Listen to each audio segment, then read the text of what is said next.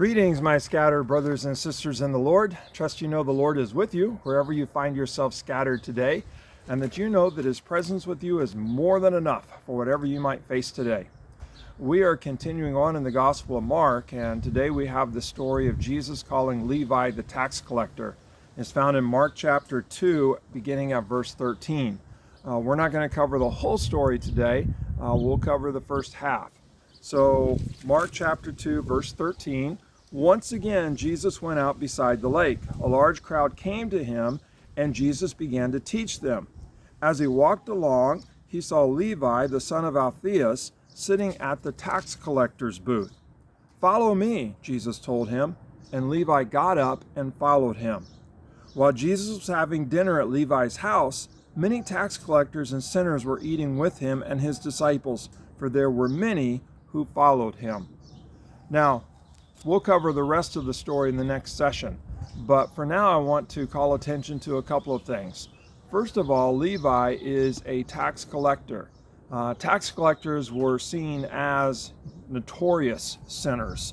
What made them such sinners is that they were working for the Roman government. And so in essence, they had betrayed their own people, the Jewish people, who were longing for deliverance from Rome, and they decided to go to work for Rome and make a fairly comfortable living working for Rome and a secure living working for Rome. And so they were seen as sinners because they had betrayed their own people and the hopes of their own people and the dream of liberation of their own people to go work for the Roman government, to make a living, to be more comfortable, to be more secure. And so when Jesus sees Levi, a hated tax collector, somebody working for the other side, and Jesus calls him, that's pretty outrageous. Okay, and we'll talk a little bit more about that next time. But Jesus calls Levi this tax collector, and Levi gets up, leaves the tax booth, and follows Jesus. And not only does he follow Jesus, but the next thing we know, he has Jesus in his home, and he's having a meal with Jesus. And then not only do we see that taking place, but we see all of Levi's friends, his fellow tax collectors, his fellow sinners. They're also at the house, and Jesus is eating with them, and they're following. And so I just think about that basic movement to where Jesus sees Levi at work, calls him at work, and Levi follows, but Levi then goes on to invite Jesus into his home. And not only does he invite him into his home, he invites him into his relationships. All the people that he's normally comfortable with, he brings Jesus into those relationships. And so I just think about that movement from kind of, being called outside to bringing Jesus inside to bringing Jesus into all of his relationships, all the people that he was comfortable with, all of his fellow tax collectors and sinners. That's pretty remarkable. And I think that's really what Jesus wants to do with each of us. He calls us, and we might get called in a public service. We might get called, while we're at work. We might get called in a quiet moment. But somewhere, somehow, Jesus has called, each of us. And then the question is, okay, what do we do?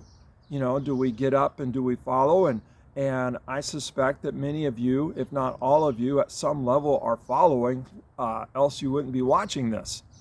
But then the challenge is not only do we kind of keep Jesus on the exterior, but we bring Jesus to the interior of our lives. I don't just mean the interior of our lives in terms of our heart. I mean the interior of our lives in terms of our home, in terms of how we go about living, who we go about living life with. And so Levi invites Jesus. Jesus enters into, I don't know whether Jesus requested permission. I don't know whether, Levi initiated it, but we see Jesus initiate the call and then goes deeper and deeper into Levi's life, into his home, into all of his relationships. And I think that becomes kind of the model of what it actually means to follow Jesus, that it's not just something that we do externally, but it's something that we do internally. And I don't mean just in the heart, I mean more in terms of in our home, in our relationships, in kind of our living. And that there's no part of our living where we keep Jesus excluded. That Jesus becomes included and we follow Jesus in every aspect of our living. Maybe you can think of it this way.